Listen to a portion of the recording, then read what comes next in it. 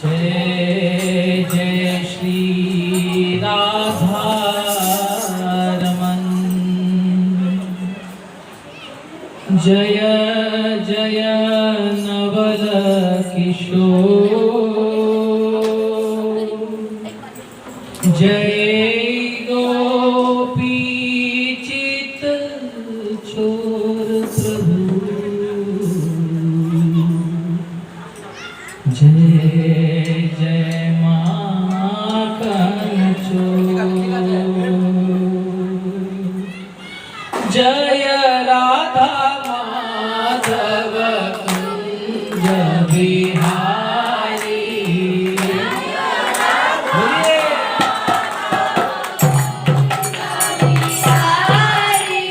जय राधा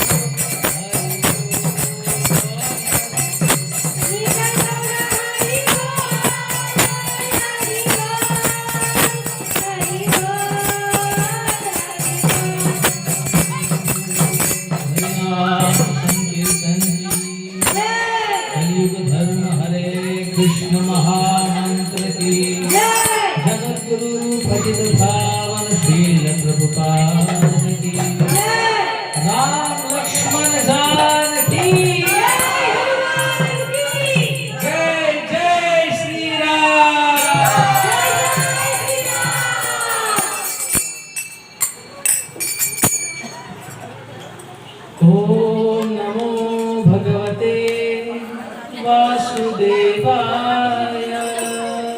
ओम नमो भगवते वासुदेवाय। ओम नमो भगवते वासुदेवाय। ओम नमो भगवते वासुदेवाय। ओम नमो भगवते वासुदेवाय। ओम नमो भगवते वासुदेवाय। ज्ञानतिमिरान्धस्य ज्ञानाञ्जनशलाकया चक्षुरुन्मिलितं येन तस्मै श्रीगुरुवे नमः। श्रीरूपं मनोभीष्टं स्थापितं येन भूतले स्वयं रूपं कदा मह्यं ददाति स्वपदान्तिकं। जय श्री कृष्ण चैतन्य प्रभु नित्यानंद श्री अद्वैत गदाधर श्रीवासादि गौर भक्तवृंद। हरे कृष्णा कृष्णा कृष्णा हरे हरे, हरे राम राम राम हरे हरे। लोकाभिरामं रणरङ्गधीरं राजीवनेत्रं रघुवंशनाथं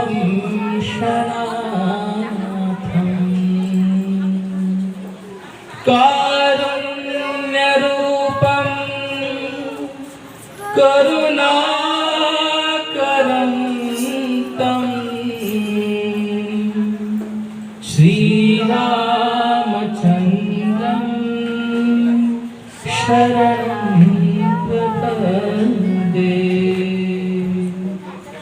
सिया राममय सब सिया राममय सब जग जान करहु प्रणाम जोरु जुग पान। जनक सुता जग जाननी अतिशय प्रिय करुणा निधान की।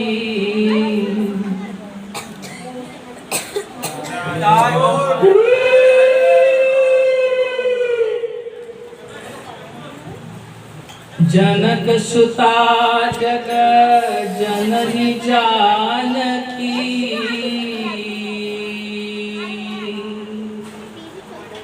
अतिशय प्रिय करुणा निधान की। ताके जुगपद कमल मनाओ जासु कृपा निर्मल मति पाओ। बुद्धिहीन तनु जानके सुमिरो पवन कुमार। बल बुद्धि विद्या देहु मोहि हरहु कलेश विकार। श्री गुरु चरण सरोज रज निज मन मुकुर सुधार। बरनो रघुवर विमल जसु जो दायक परिचार। हरे कृष्णा जय श्री राम। उपस्थित सभी भागवत रस के श्रोता, सभी भक्तवृंद, सभी वैष्णव और जितने भी सारे हृदय से मन से कथा श्रवण के उत्सुक लुलुक भक्त है, उनके चरण कमलों में ये दास का प्रणाम स्वीकार हो। यद्यपि आप तो इस भागवत सरिता, इस भागवत का रसपान करने के लिए बहुत ही लोलुप होते हैं, आपको भागवत ग्रंथ, भागवत भक्त भगवान के नाम रूप गुण आदि में जो रति है, हम हृदय से ही प्रार्थना करते हैं कि आप वो रति हमें दीजिए। कथा कहने के हम कोई पात्र नहीं है भक्तों, हम कोई वक्ता भी नहीं है, केवल भगवत चरणारविंद श्री गुरु महाराज जी के पद चिन्हों पर चलने का हम प्रयास कर रहे हैं। हमारी वाणी तो काक वाणी है, ये कोई भद्रवाणी नहीं है, लेकिन हृदय में ये श्रद्धा है, ये निष्ठा है कि ऐसे काक को भी भगवान श्री राम की कृपा से काक भुषिंदी भी बना सकते हैं। भगवान सर्व समर्थ है। तो आइए, बहुत बड़ा उत्सव पर्व है, सारे जगत में राम राम और केवल राम का ही वातावरण है। यदि मेरे हृदय से मैं टटलूं तो ऐसा ये जो सद्भाग्य है वो कम लोगों को प्राप्त होता है। आज आप देखेंगे हर एक टीवी चैनलों पर, हर एक फेसबुक, व्हाट्सएप, जो आदि आदि नेटवर्क है, वहाँ पर एक ही बात है, राम। तो भगवान रामचंद्र की कथा सुनने के लिए अपने मनोरूपी कपाट को खोल लीजिए। अपनी ममता और अहमता का त्याग कर ही कथा श्रवण हो सकता है। शुण्वता स्वकथा कृष्ण पुण्य श्रवण कीर्तन हृदयस्थो अभद्राणी विधोनोति सहस्रता। जो कोई श्रद्धा के साथ श्रवण करता है उसके हृदय के सारे कल्मश नष्ट हो जाते हैं, सारे कल्मश नष्ट हो जाते हैं। और प्रभु रामचंद्र की कथा तो अमृत में जैसे केसर मिश्रित अमृत हो और यथेच्छ पान करे, और जितनी मधान्धता आती है, जितनी तुष्टि होती है, ये राम कथा से ही होगी। तो आप कहेंगे कि प्रभु आप तो कृष्ण भक्ति करते हैं, कब से पार्टी चेंज कर ली? तो देखियो भैया, यदि कृष्ण भक्ति की जो परम अवस्था है, विशुद्ध प्रेम है, उसको चखना है तो राम कथा ही पर्याय है। राम कथा हमारे हृदय को विमल बनाती है। मंगल भुवन मंगल हारी। भगवान राम की कथा और भगवान राम का नाम, इनमें कुछ अंतर नहीं है। अभिन्नत्वान नाम नामिनो, एक ही है। और कथा यदि राम की हो तो हृदय में पवित्रता आई नहीं, ऐसा नहीं हो सकता। तो एक समय की बात है, निद्रा देवी जब भक्त के ऊपर आती है, देखिए कलयुग का प्रभाव है कि आप जैसे कथा में प्रवेश करेंगे, मन गोता खाने लगेगा, आपका राजहंस कथा रूपी सरोवर में जभी विचरण करने लगेगा तो प्रथम आती है निद्रा। तो यदि भगवान राम की शरण में है, भक्तों के शरण में है, तो भगवान ने ये वचन दिया है कि कितने भी माया ग्रसित जीव हो, अज्ञानता से ओतप्रोत भी क्यों न हो, लेकिन यदि राम कथा जो कोई सुनता है श्रद्धा के साथ, उस जीव का कल्याण ही है। कोई राम कथा में आके केवल बैठ दे, कोई श्रद्धा नहीं है, तो कहते हैं कि सारे दुखों का नाश होकर दुख स्वप्न से वो छुटकारा पाता है, भक्ति मुक्ति प्राप्त हो जाती है। कोई केवल राम कथा में आकर बैठ दे, कोई श्रद्धा नहीं है। कोई भक्त यदि कहे कि राम कथा घर में हो, राम कथा का पाठ करूं, सुंदरकांड का पाठ करूं, राम के चरित्र का पाठ करूं और सारे परिवार सम्मिलित हो जाए, तो ऐसा परिवार तीर्थ ही है। तीर्थी कुर्वन्ति तीर्थानि स्वान्तस्तेन गदाभृत, वो तीर्थ ही है। राम कथा सुनने से हृदय के सारे विकार, सारे कष्ट शमित हो जाते हैं, क्योंकि राम जी का चरित्र ये निर्मल है, पावन है, गंगा के समान है। यद्यपि जिनके चरण कमलों से गंगा आती है, ऐसी राम कथा की, राम की महिमा हम क्या करें। लेकिन ये बालक एक प्रयास मात्र करेगा कि राम जी की जितने भी गुण हैं, राम जी का जितना भी चरित्र है, वो आपके समक्ष प्रस्तुत करें। तो राम जी की कथा सुनने से जीवन कैसे जीना, जीवन में क्या कर्तव्य होने चाहिए,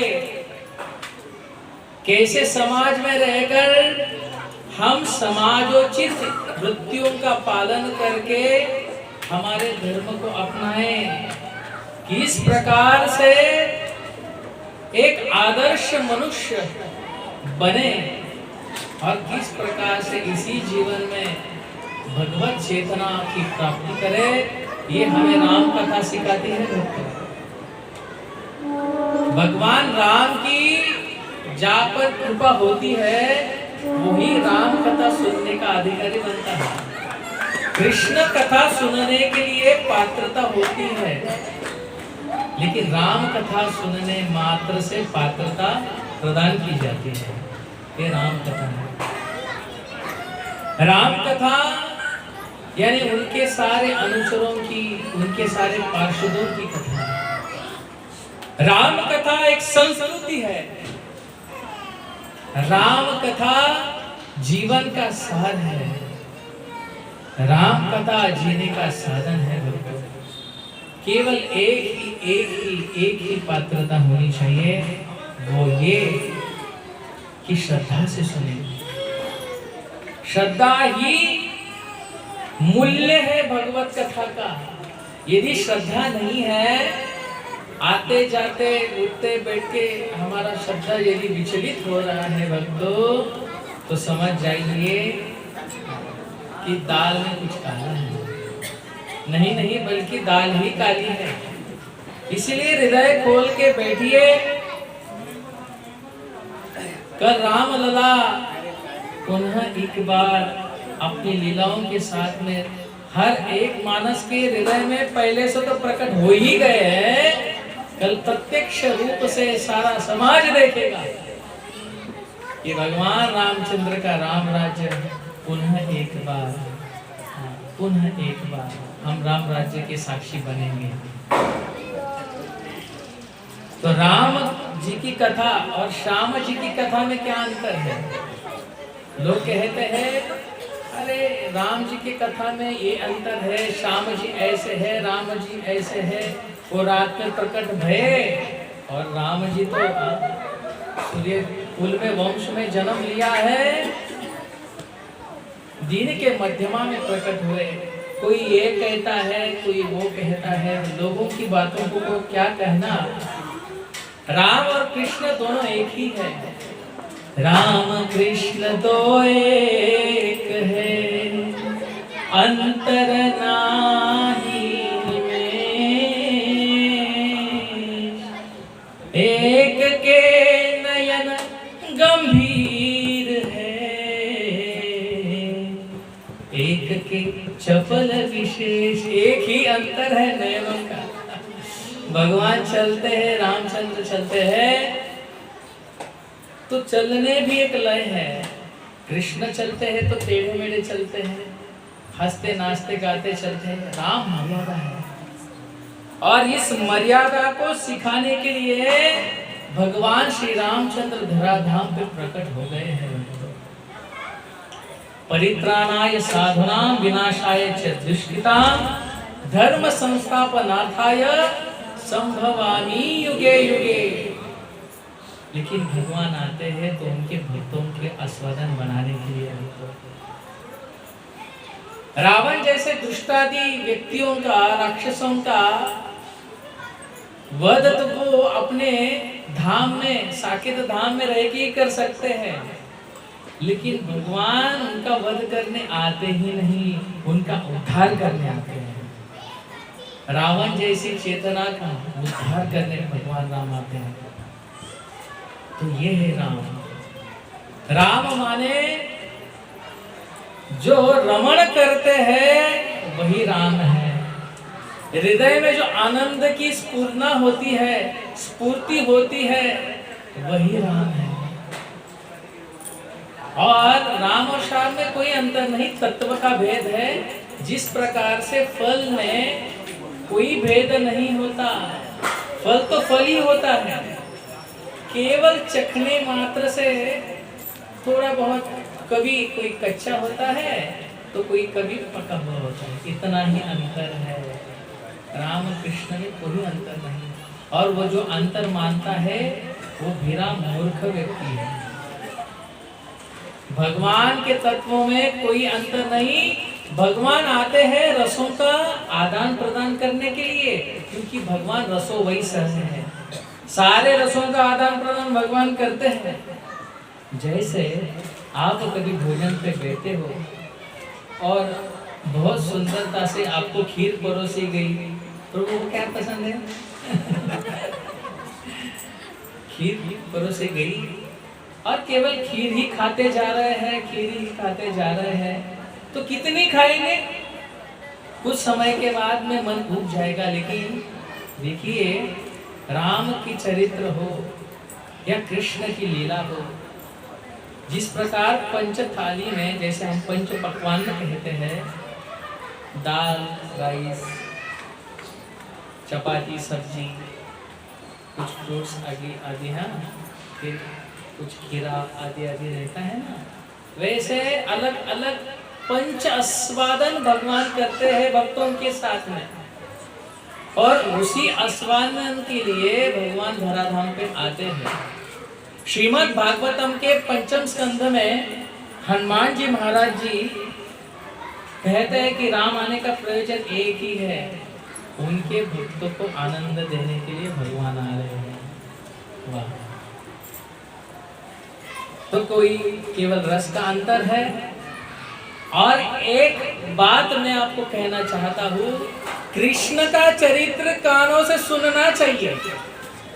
अति मधुर, अति दिव्य कृष्ण चरित्र है, लेकिन राम का चरित्र आचरण करना चाहिए। कृष्ण के चरित्र आचरण करने नहीं, कृष्ण का चरित्र सुनने के लिए है, और प्रभु श्री राम जी का चरित्र आचरण के लिए है।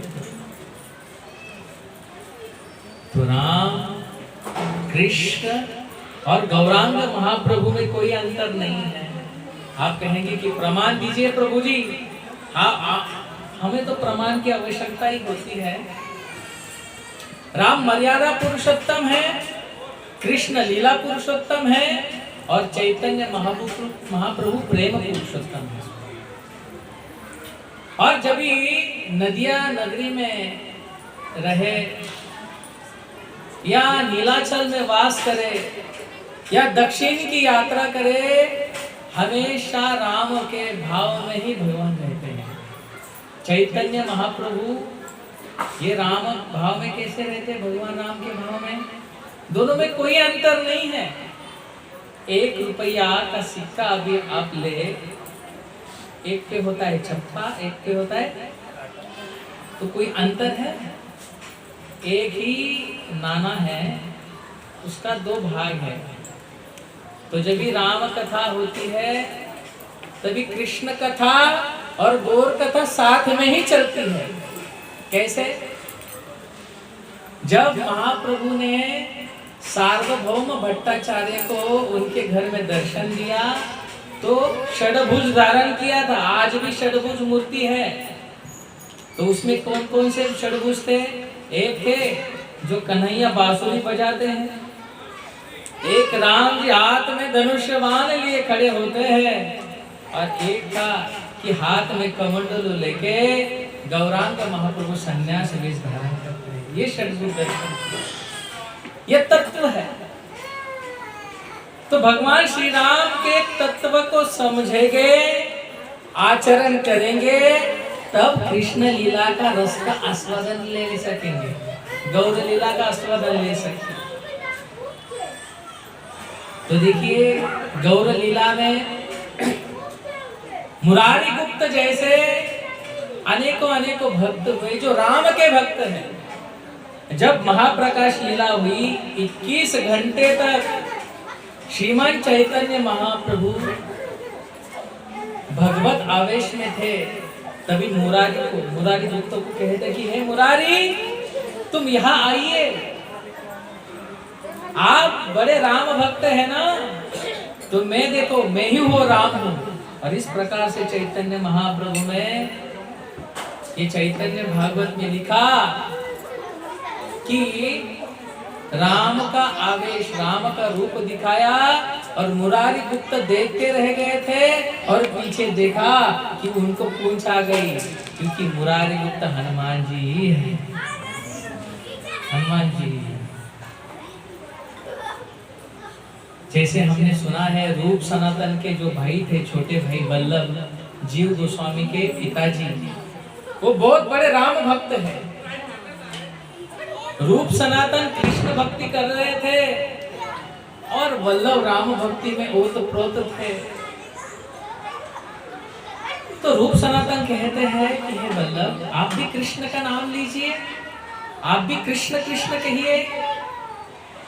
तो कहते हैं ठीक है, जैसे हमारे वरिष्ठ बंधु हमें कह रहे हैं तो हम करना चाहिए चीज को। और अंतरपट में जाकर कृष्ण कृष्ण बोलने का प्रयास करते हैं और हृदय से राम राम नाम का ही ध्वनि उदित होता है।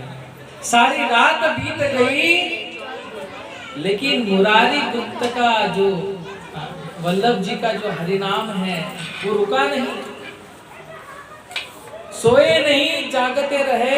प्रात की बेला में रूप सनातन के पास गए, बोले आप जो भी कहे, जो भी करे, राम का नाम से मैं विरत नहीं हो सकता प्रभु। तो ये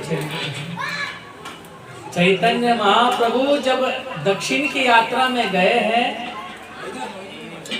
तब उनके साथ में जो काला कृष्ण दास था, उनको लेकर महाप्रभु गांव-गांव में, वनों में विचरण कर रहे थे और एक ही शब्द का, एक ही मंत्र का उच्चारण कर रहे थे, कृष्ण केशव कृष्ण केशव कृष्ण केशव पाहि मां, राम राघव राम राघव राम राघव क्षमा। राम का नाम कर रहे थे। कुछ समय के बाद दक्षिण में एक ब्राह्मण रहते थे। श्रीमद् चैतन्य महाप्रभु को आते देखा तो राम राम कह रहे थे, कृष्ण कृष्ण नाम का ध्वनि उदित होने लगा। महाप्रभु के कहते हैं, हे पूजनीय, हे महावंदनीय, आपको देखने मात्र से मैं कृष्ण कृष्ण कह रहा हूँ, ये कैसे संभव हो सकता है? मेरी तो राम निष्ठा ही है, लेकिन कृष्ण निष्ठा कैसे जागृत हो रही है? ये इस बात का प्रमाण है कि राम में, कृष्ण में, महाप्रभु में कोई भी अंतर नहीं है। और जब नित्यानंद प्रभु अपनी बाल लीलाओं को कर रहे थे, तो देखिए भक्तों, नित्यानंद प्रभु लक्ष्मण के आवाज में आ गए। और नित्यानंद प्रभु ने सबको कहा था, बालकों को नाटक करते थे, तो कहा कि मैं लक्ष्मण बनूंगा, हे बच्चे तुम राम बन जाइए, आप बन जाइए हनुमान, मुझे शक्ति लगेगी, इंद्रजित मुझ पे शक्ति मारेगा और मैं मूर्छित हो जाऊंगा, तो हनुमान आप जाइए और संजीवनी बूटी को लेके आइए। ये बचपन में निमाई निताई छोटे थे, बचपन में ये एक चक्र गांव की लीला है भक्तों। तो ये प्रमाण है कि गौर लीला, कृष्ण लीला और राम लीला एक साथ नहीं चलते हैं, एक साथ नहीं चलते हैं। तो अंततः भगवान रामचंद्र प्रकट होने वाले हैं, हृदय में प्रकट ऑलरेडी है, लेकिन संभवतः लीला पुरुषोत्तम है। लोग कहते हैं कि भगवान थे तो 500 साल क्यों लगाया प्रकट होने के लिए? देखो, यदि सहज सुलभ प्रभु राम है, तो भक्ति का आस्वादन करने के लिए भगवान ने ये लीला की है। जो जिस भाव में देखता है उसे उस भाव में प्रतीति होती है। तो राम के गुण यदि गाए तो सारे गुण हमारे हृदय में अवतीर्ण हो जाते हैं, क्योंकि राम के पिता, राम की चरित्र ये विमल है। राम का प्रथम गुण हम देखेंगे, जैसे चंद्रमा होता है ना, चंद्रमा उसकी 16 कलाएं होती हैं।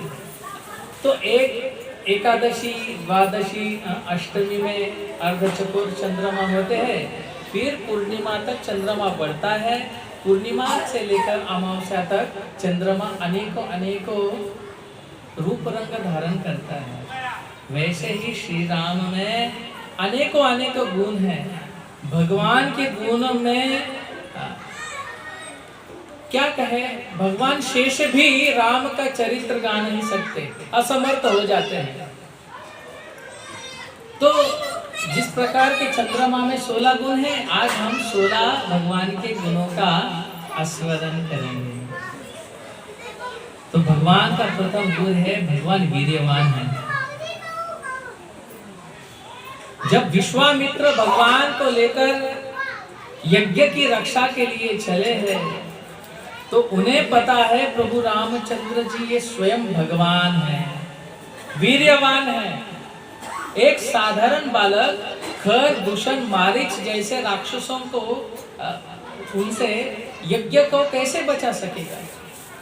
लेकिन विश्वामित्र जानते थे भगवान रामचंद्र वीर्यवान है, और भगवान को दशरथ से लेकर बहुत बड़ी कहानी, बहुत बड़ी कथा। समय की बात दशरथ महाराज के पास में विश्वामित्र आ गए। दशरथ महाराज ने दंडवत प्रणाम किया, कहे हे ब्राह्मण देवता, हे आचार्य, हे मुनिवर, हम आपकी कैसे सेवा कर सकते हैं? तो विश्वामित्र एक बात कहते हैं कि हे रघुवर, हे इक्ष्वाकु के वंशज दशरथ, आपके पुत्र राम को मुझे दे दीजिए।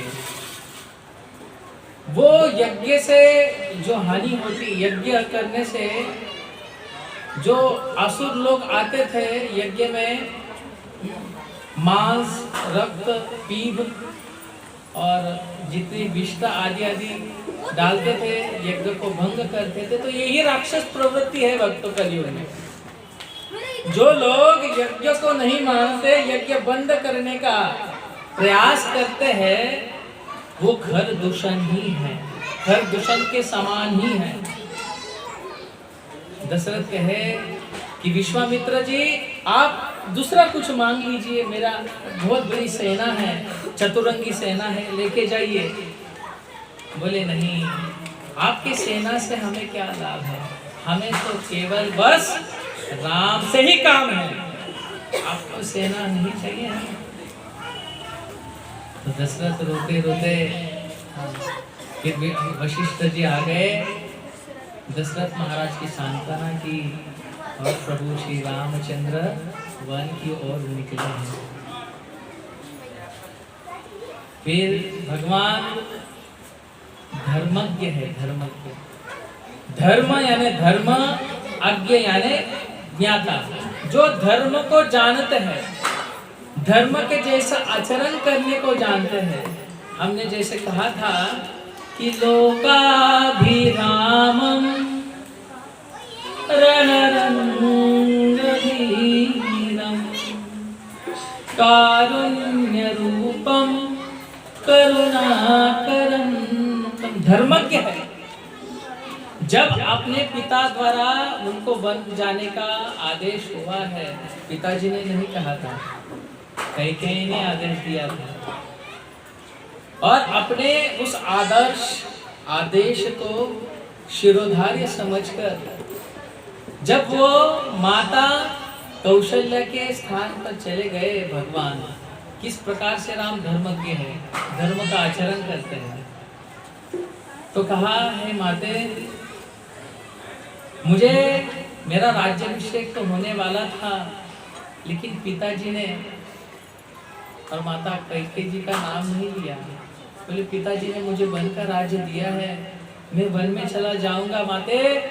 तो कौशल्या प्राण पखेरु हुई जैसे उड़ गए हो, गत प्राण हो गई।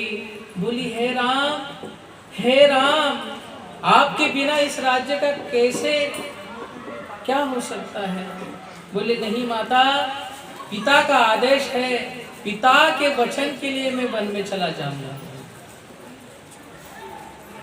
रघुकुल रीत सदा चली आई, प्राण जाई पर वचन न जाई। मेरे प्राण जाएंगे माँ, लेकिन वचन नहीं। तो कहती है देखो राम, मैं भी तुम्हारी माँ हूं ना, मैं तुम्हें कहती हूँ कि वन में मत जा। तुम्हें पिताजी का आदेश प्यारा है कि माँ की ममता प्यारी है, माँ का आदेश प्यारा है। तो कहते हैं कि माँ, प्रथम आदेश पिताजी का है, हमारा व्यक्तित्व उन्हें समर्पित हो चुका है। तो माँ ऐसे उलझनों ने मुझे अटकाए मत रखिए, मुझे वन में जाने दीजिए। भगवान रामचंद्र अपनी मर्यादा जानते हैं, धर्मों के आचरण को जानते हैं। माँ कहती है कि मुझे भी साथ लेके चल, मैं तेरी माँ हूँ, मैं तुम्हारा संरक्षण करूंगी। बोली नहीं माँ, नहीं, हमारे तात, हमारे पिताजी को आपकी आवश्यकता है, आप यहीं रहिए। और कुछ ही दिन की बात है, देखिए ये होता है राम का चरित्र। कल सुबह राज्याभिषेक होने वाला था, अयोध्या नगरी बहुत ही सुंदरता से सजी धजी हुई थी, लोग तोरण बांध रहे थे, मंगल गीत गा रहे थे, और एक ही क्षण में पता चला कि कल राज्य को छोड़ के वन में चले जाना है। तापस वेश और रहे उदासी। हरे कृष्ण, बहुत सुंदर। ये कैकेयी का वचन जब हम लोग स्मरण करते हैं ना, तो ऐसे भगवान तो राम को वन में भेजना हृदय मानता ही नहीं इस चीज को। तापस वेश धारण कर राम वनवासी बनने के लिए जब निकलते हैं, जब ये मैं पढ़ रहा था जब इस पर मेरा चिंतन हो रहा था तो ऐसा मन कहा कि इससे आगे बढ़े ही नहीं, इससे आगे क्या बढ़ के लाभ है, पढ़ के क्या लाभ है। और कई ने आदेश दे दिया कि 14 बरस राम वनवासी, भगवान वन में चले जाएंगे। यद्यपि राम में सर्व सामर्थ्य है, राम राजकुमार है, और दशरथ जी भी कहते हैं कि हे राम, इस वचनों को त्याग दो, जो कहा है वो झूठा समझ दो, और यदि ये भी संभव नहीं तो मुझे आप बंदी बना दो और राज्यभार स्वीकार कर दो, लेकिन राम तुम वन में मत जाइए। लेकिन बोले पिताजी आपने वचन दिया है, और यदि पुत्र वचन, पिता का वचन यदि पालन नहीं करता तो वो पुत्र नहीं, वो मूत्र के समान ही है, क्योंकि पुत्र और मूत्र एक ही साधन से, एक ही जगह से बाहर आते हैं, मूत्र के समान ही है। तो दशरथ जी रोने लगे हैं भक्त, लेकिन धर्म के लिए भगवान रामचंद्र वन में निकले हैं। उन्हें पता है कि मुझे अकेले ही जाना है। सीता मैया कही कि मैं आपके अर्धांगिनी हूँ प्रभु, मुझे भी अपने साथ में लेकर चलिए। लेकिन सीता जी तो राम जी कहते हैं ना कि हे सीधे तुम सुकुमारी हो, तुम्हारे चरण कमल कमल के पंखुड़ियों से भी कोमल है, और वन में जाकर तुम करोगी क्या? वन में तो बड़े बड़े राक्षस होते हैं, नर भक्षी जीव होते हैं, पशु होते हैं, तुम सुकुमारी ठहरी, जनक महाराज की नंदिनी हो और सुंदरता से पली बली हो। लेकिन देखिए बच्चों, ये होता है एक श्री का चरित्रशीलता। बोली देखिए, मेरे पिताजी ने जब ब्याह में आपका वरण करने के लिए कहा था, अयोध्या का नहीं, आप जहाँ जाएंगे जिस प्रकार से कोई वस्तु जिस प्रकार से चली जाती है उसकी परछाई उसके साथ में ही चली जाती है, तो मैं आपकी परछाई हूँ प्रभु, मुझे साथ में लेके चलिए। ये बातों को लक्ष्मण जी भी देख रहे हैं ना। लक्ष्मण जी भी आए, बोले हे प्रभु, हे राम, आपके समक्ष में आऊंगा, आपके साथ में आऊंगा, आपकी सेवा करूंगा। तो हर एक त्याग की ही बात कर रहे हैं। इसका अर्थ है कि राम का चरित्र ये धर्मज्ञ है, राम धर्मज्ञ है, धर्म के मर्यादा को जानते हैं। भगवान का और एक गुण है कृतज्ञता। जब लंका पर सेतु का बंधन हो रहा है, सारे वानर बहुत ही उत्साह के साथ में राम का नाम लेकर लिखकर पत्थरों को समुद्र में डाल रहे हैं, पत्थर तैर रहे हैं, सब भगवान की सेवा कर रहे हैं। तो एक छोटी सी गिलहरी उस वृक्ष पर बैठी थी, सारी चीजें देख रही थी, भगवान के सौंदर्य का आस्वादन कर रही थी। तो उतरकर नीचे अपनी पूंछ को समुद्र में डाली और आकर रेत पर आकर पूंछ को हिला की रेत को उन्होंने समेट लिया, और जहाँ पर जा रही थी वहाँ पर कोई पत्थर थे, उस पत्थर के पीछे जो गैप होता है ना, जगह होती है, वहाँ पर जाके झाड़ रही थी। तो हनुमान जी कहते हैं, अरे गिलहरी, अरे बीच में आएगी तो चटनी बन जाएगी। हाँ, प्रभु रामचंद्र देख रहे थे। देखो, यद्यपि आप देखेंगे तो सारे उत्साह के साथ में बड़े बड़े पत्थर ला रहे थे, लेकिन भगवान की दृष्टि उस गिलहरी पर पड़ गई। गिलहरी को हाथ पर उठा दिया और भगवान ने बड़े ही प्रेम के साथ में अपने 3 उंगलियों के साथ में उसको अपना लिया। जा पर कृपा राम की होई, ता पर कृपा हरत सब कोई। ये रामचरित्र है, ये आस्वादन है राम का। हमने तो बहुत बार चरित्र सुन लिया, बहुत बार लीलाओं को भी सुन लिया, लेकिन यदि भक्तों के मुख से सुनते हैं ना तो उस लीला में प्रवेश करते हैं। राम जी की महिमा है, राम कथा है। तो भगवान बहुत ही कृतज्ञ अनुभूत करते हैं। एक समय की बात, एक छोटा सा चूहा था, एक ऐसा अल्टर है, एक ऐसा मंदिर है छोटा सा, उस मंदिर में प्रवेश कर दिया। फिर माता जी ने रात को दिया लगाया था भगवान के लिए, घी का दिया था, और दिया में थोड़ी ऊपर में लौ जो थी अभी धूसरित हो चुकी थी, थोड़ी सी जल रही थी। भगवान राम जी तो बैठे ही हैं। लोग कहते हैं कि यहाँ पत्थर में भगवान होते हैं क्या? भगवान हर समय हर स्थिति में होते हैं। जब भारद्वाज मुनि का प्रसंग आता है भक्तों रामायण में, तो कहते हैं रघुवर कि हे मुनि मैं कहाँ स्थान प्राप्त करूं? तो कहते हैं कि आप भक्त के हृदय में रहेंगे और जिस प्रकार से पूरी श्रद्धा के साथ अर्चा विग्रह है उस पे आप प्रभुवास करेंगे। आप तो सर्व घट घट में राम हैं, सब घट घट में राम है।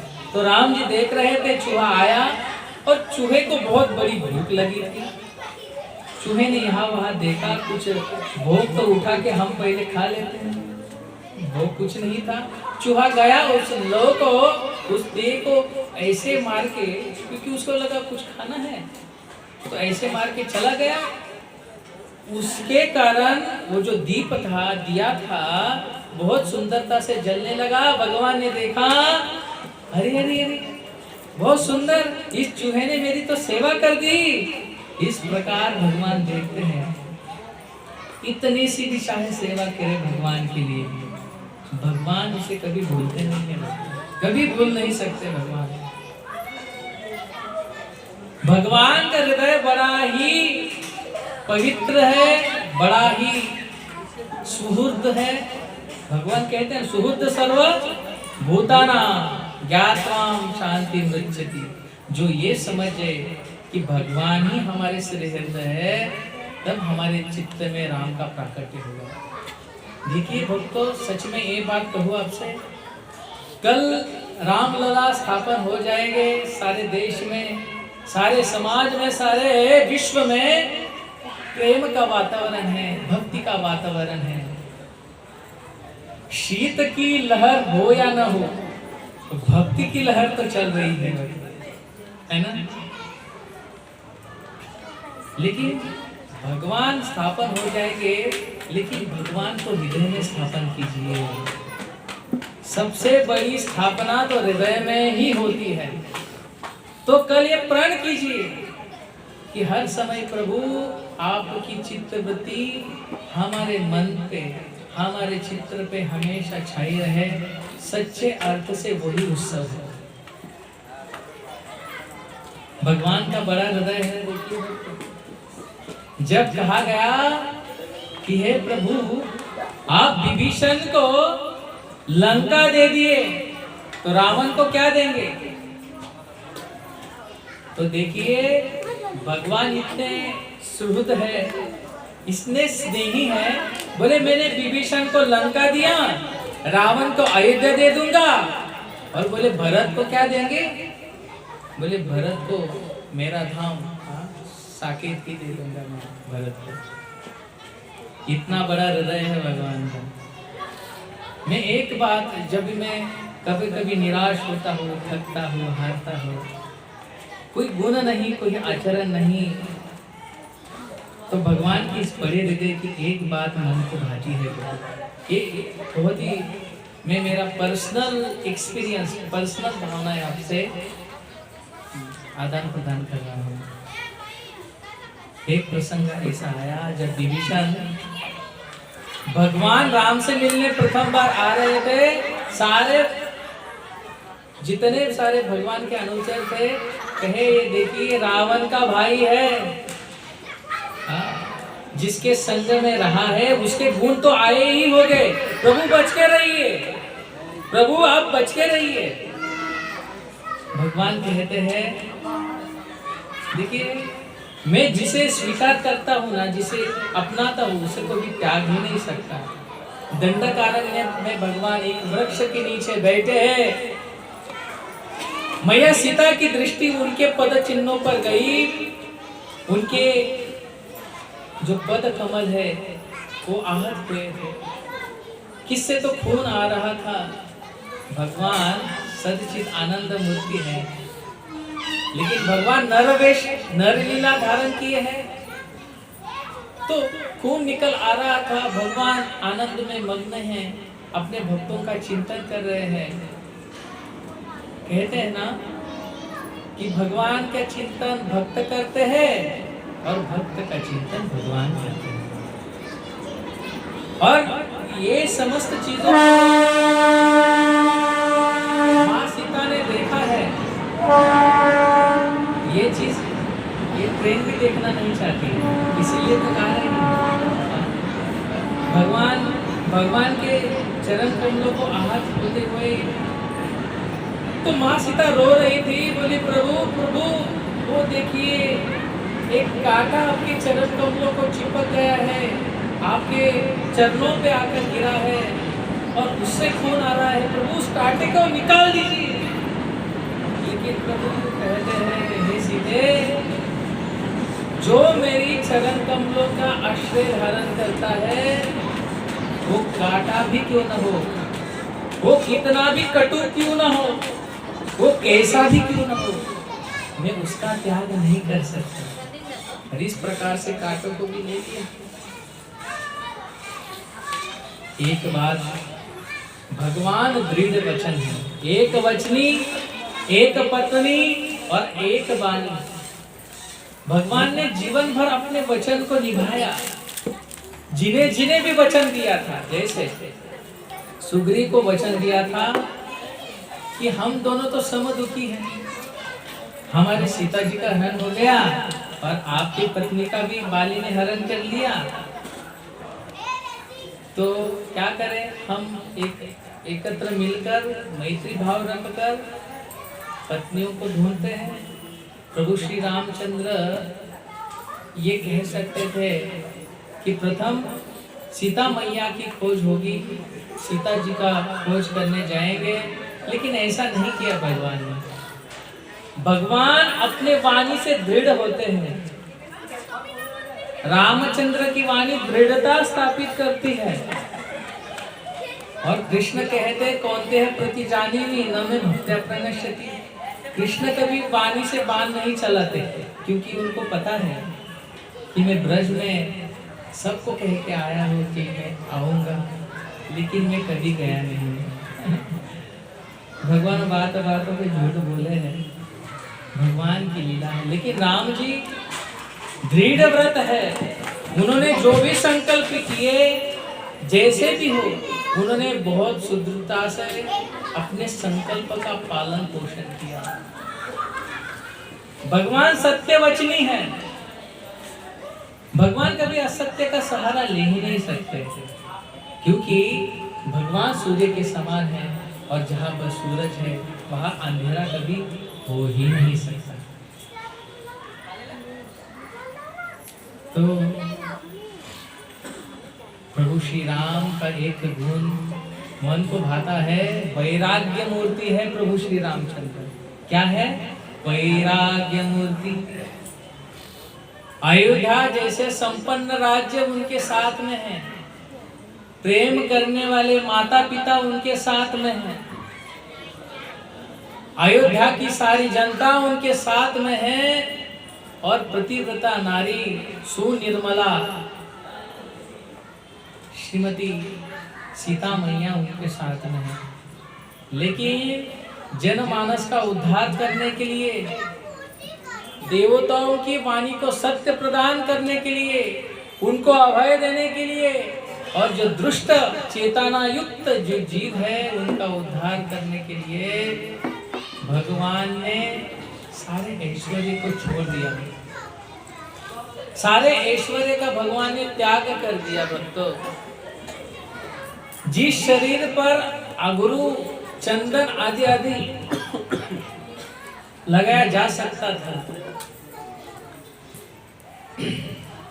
जिस शरीर पर फूल आदि मालाएं धारण की जा सकती थी, हरे कृष्ण,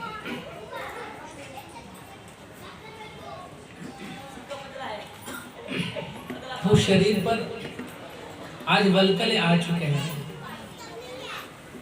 भगवान रामचंद्र के केश इतने सुंदर है, इतने सुंदर है, लेकिन जब भगवान वन में चले गए तो गुहा और सुमंत्र को कहा कि उस वट वृक्ष का जो दूध है ला के दीजिए। अपने केशों को जटा बना दिया भगवान ने। दंडकारण्य और आदि आदि वनों से भगवान चल रहे हैं, तो भगवान ने कोई भी खड़ाऊ या कोई भी धारण नहीं किया था। सुकुमार, ऐसे राजू के नेत्र भी सुकुमार है और राजू के चरण कमलों जैसे चरण कमल भी सुकुमार ही है, चल रहे थे। लेकिन वैराग्य मूर्ति है ना, इसीलिए कोई भी भौतिक चीजों का उन्होंने लाभ नहीं लिया। सारे वनवास तक भगवान रामचंद्र ने अपना वैराग्य दिखाया। अपनी माँ को छोड़ना कोई साधारण है, अपने प्रेम करने वाले परिचरों को छोड़ना कोई साधारण है, लेकिन वैराग्य मूर्ति राम है, इसलिए छोड़ पाते हैं। तो ऐसे वैराग्य श्री राम और भक्त वत्सल राम है, भक्त वत्सल राम। राम आएंगे तो अंगना सजाऊंगी। आज के दिनों में सारे जगत में ये वातावरण है, मेरे झोपड़ी के भाग आज खुल जाएंगे, राम आएंगे, राम आएंगे, आएंगे, राम आएंगे, राम आएंगे तो दिवाली मनाऊंगी। तो शबरी बहुत साल से अपने राम जी के प्रतीक्षा में है।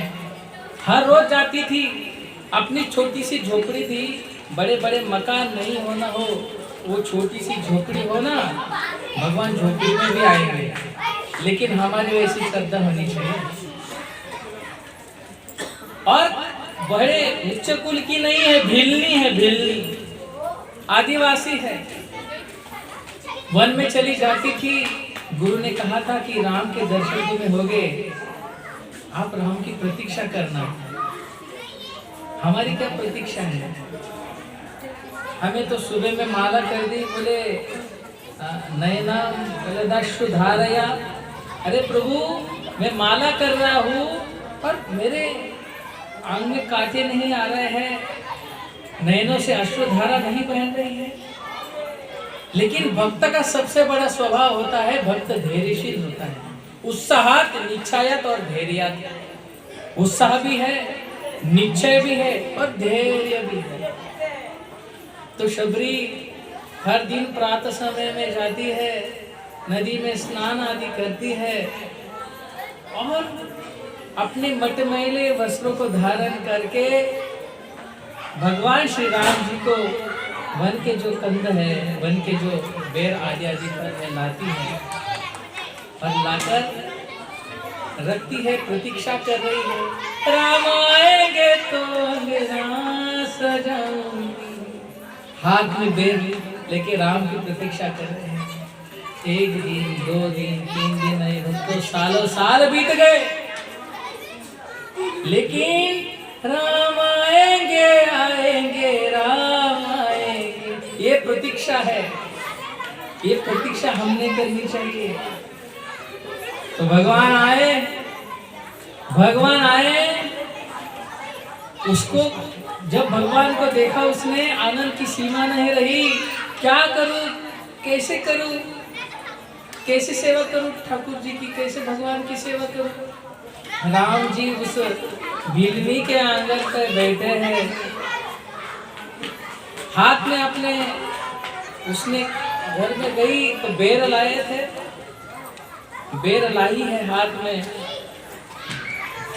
और लक्ष्मण जी पीछे में खड़े हैं ना, एक एक बेर पहले ली है, खुद चपटी थी, क्योंकि भगवान को कोई कषाय तो नहीं लगे, भगवान को कोई कष्ट न हो, तो मीठे मीठे बेर भगवान को पवाने लगी, भगवान को चख कर देने लगी, और भगवान भी पूरे प्रेम के साथ उस शबरी के बेर को खाने लगे, खाने लगे। क्या था शबरी के पास?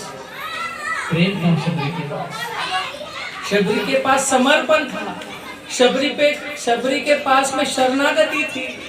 प्रेम से भगवान ने बेर खाए, लक्ष्मण को भी देते रहे, लेकिन लक्ष्मण जी नहीं प्राप्त कर पाए भक्त। ये भक्त के विरुद्ध अपराध बन गया, तो लक्ष्मण जी पर जब मैया सीता हरण करने के लिए जो वो प्रसंग है ना, तो मैया सीता कहती है, लक्ष्मण तुम वन में आए हो, तुम्हारी दृष्टि कुदृष्टि लग रही है, इसके लिए तुम आए हो। ऐसे ये प्रसंग एक दूसरे के साथ में इंटरकनेक्ट होते हैं भक्त। तो जो शबरी है वो प्रेम से भगवान को खिलाने लगी।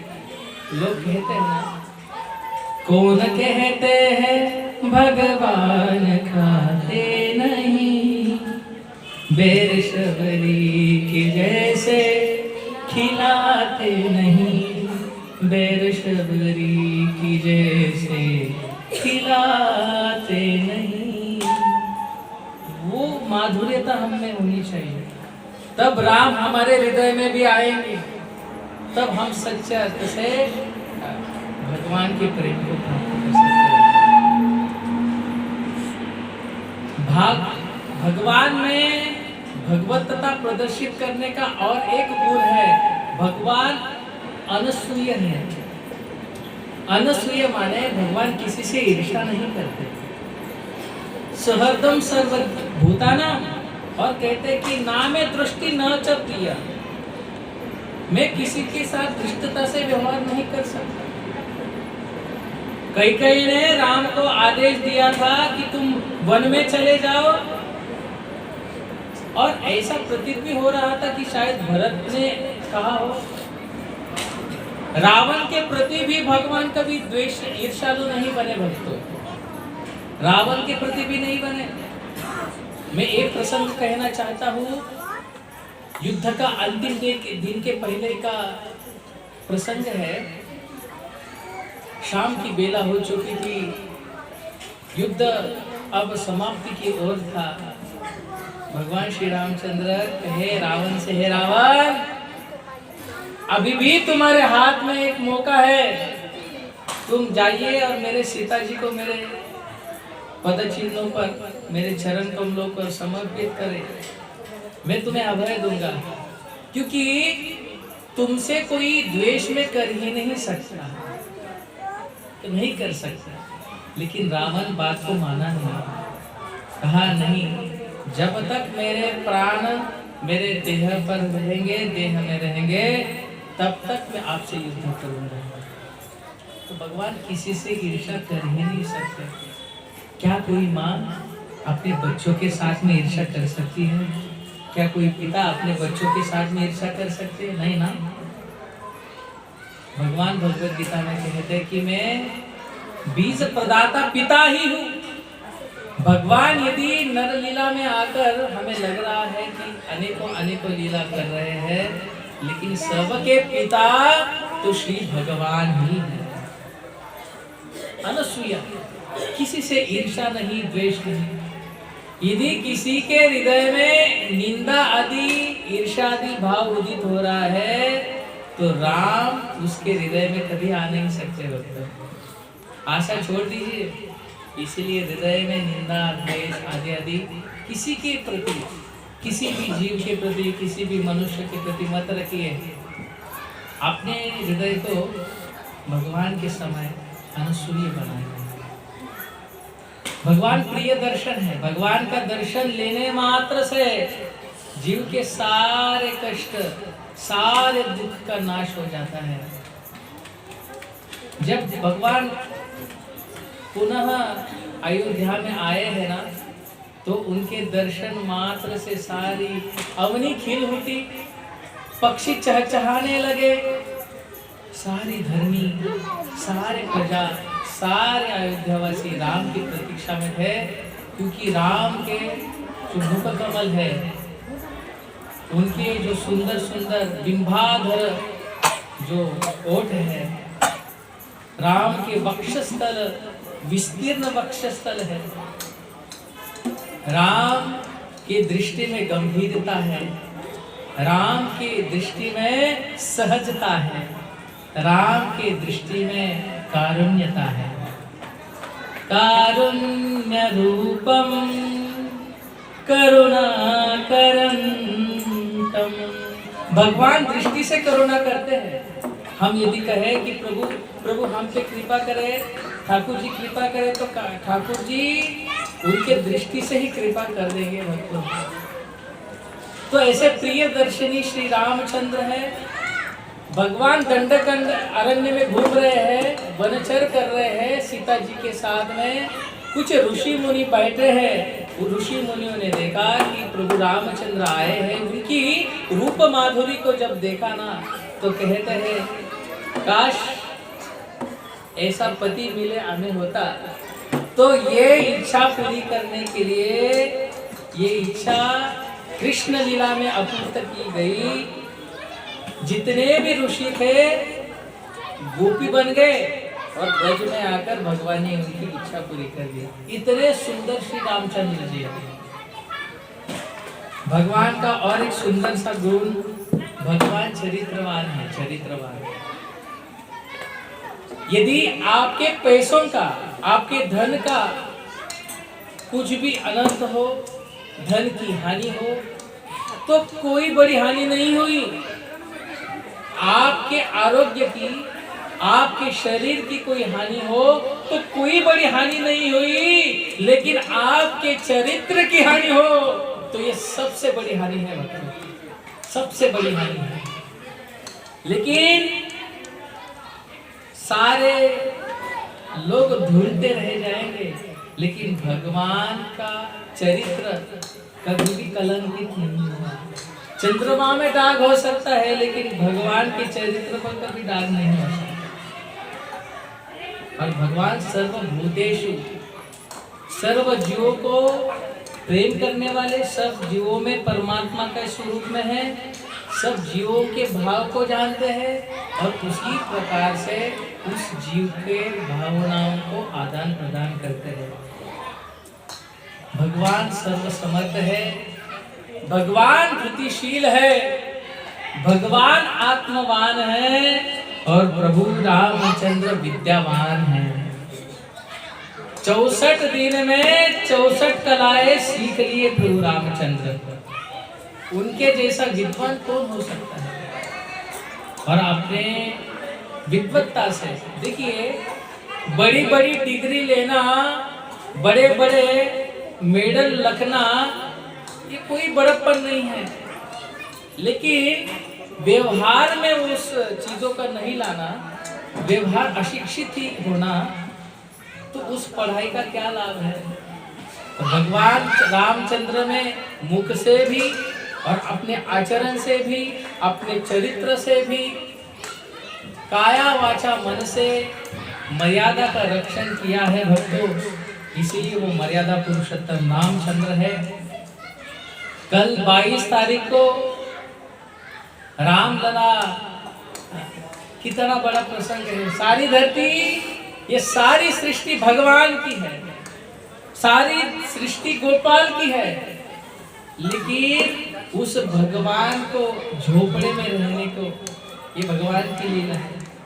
मेरे झोपड़ी के भाग कल खुल जाएंगे, राम आएंगे, राम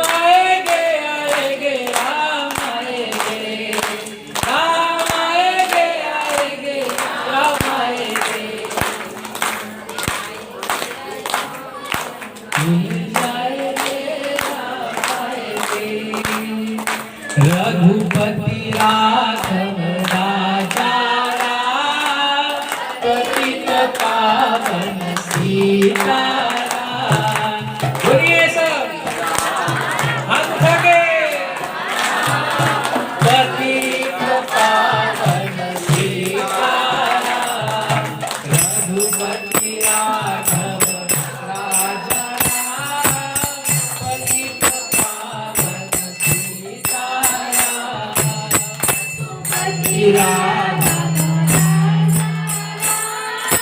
पतित पावन सीताराम पतित पावन सीताराम पतित पावन सीताराम पतित पावन